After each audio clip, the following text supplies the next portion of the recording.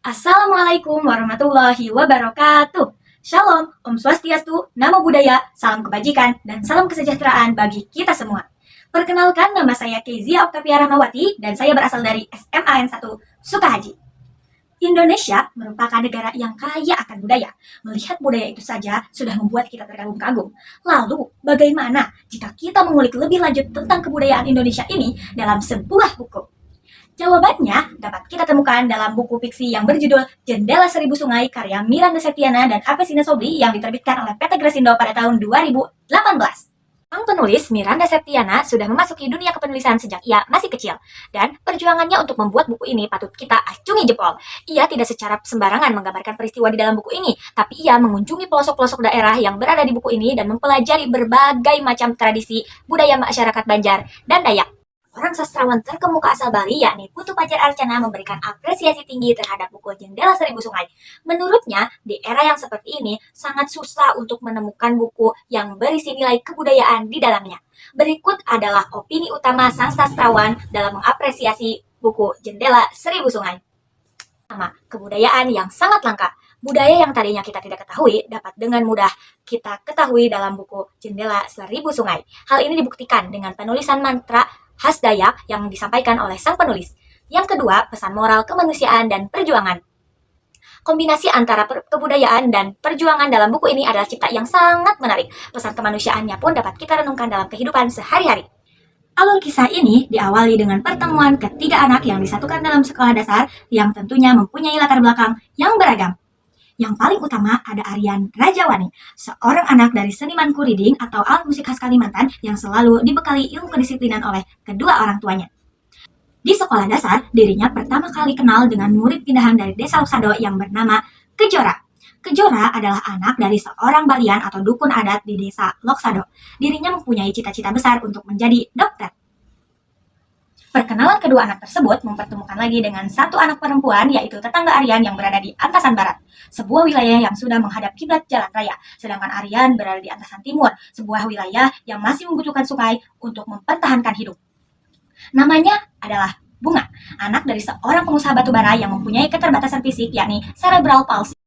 Keterbatasan fisiknya tidak menjadikan Bunga menjadi takut untuk bermimpi besar. Di balik kekurangannya itu, ada kelebihan yang ia punya. Bunga sangat pandai untuk menari. Masing-masing dari ketiganya mempunyai suatu hal yang harus digapai oleh mereka. Bersama pendidik hebat mereka, yakni Bu Syaila, masing-masing dari ketiganya dapat menemukan jalan keluar untuk menggapai keinginan mereka. Masih banyak peristiwa perjuangan mereka yang dapat menyentuh emosional para pembaca. Sebagai buku yang mengandung kebudayaan dan perjuangan, buku ini patut dijaga dan dilestarikan. Aryan dalam buku ini. Tentang mimpi, guruku bilang, mimpi itu seperti jendela masa depan. Dan kupikir ketika jendela itu menyentuh sungai, aliran air akan membawanya menjadi nyata. Untuk evaluasi, kelebihan dari buku ini adalah pertama, narasinya mengalir dengan lancar. Kisah dari buku ini selalu mengalir dengan sendirinya, sehingga saya sebagai pembaca pun tak sadar bahwa banyak subkonflik dalam buku ini. Peristiwa dalam buku ini pun dapat menyentuh emosional para pembaca.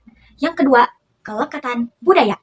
Budaya dalam buku ini dibahas dengan sangat detail, dimulai dari bahasa sampai tradisi yang penulis sampaikan. Dan kekurangan buku ini adalah, yang pertama, bahasa yang sulit dipahami oleh orang awam. Sebagai basic kepenulisan, sang penulis memang sengaja menuliskan dalam bahasa asli masyarakat Banjar dan Dayak. Namun, tentunya untuk pembaca baru akan susah memahami bahasa ini. Tetapi, sang penulis mengantisipasi kekeliruan ini dengan mengadakan glosarium di halaman akhir. Yang kedua, alur yang padat deskripsi. Buku ini menjelaskan secara detail setiap inci dari kebudayaan. Bukan hanya menyebutkan saja, tetapi menjelaskan kebudayaan itu juga, sehingga halaman buku menjadi sangat tebal. Menurut saya, sebagai pembaca yang menyukai alur yang cepat dan dinamis, akan sangat bosan untuk membaca buku ini. Buku Jendela Seribu Sungai adalah buku yang berisikan tentang perjuangan dan dipadukan dengan budaya yang lekat. Membaca buku ini dapat membangkitkan semangat kita untuk bangun dan berani bermimpi. Tak ada kata menyerah selama kita masih bisa berusaha. Sebagai buku yang menceritakan sebuah perjuangan, buku ini sangat saya rekomendasikan untuk remaja yang sedang menuju proses pendewasaan. Dan dalam segi kebudayaan di dalam buku ini, Sangat saya sarankan untuk siapapun yang mau mempelajari dan mendalami kebudayaan Indonesia. Rating saya untuk buku ini adalah 4,5. Menurut saya, buku ini dapat membangun semangat saya untuk berani melangkah lebih maju. Saya selalu ingat kata Bu Syaila di buku fiksi ini. Selalu ada celah bagi air untuk mengalir. Bahkan ketika kita menyangka semua saluran telah buntu, mimpi juga begitu, akan tergenang selama kita bersedia memperjuangkan. Mungkin cukup sekian yang dapat saya sampaikan. Mohon maaf atas segala kekurangan dan kesalahan.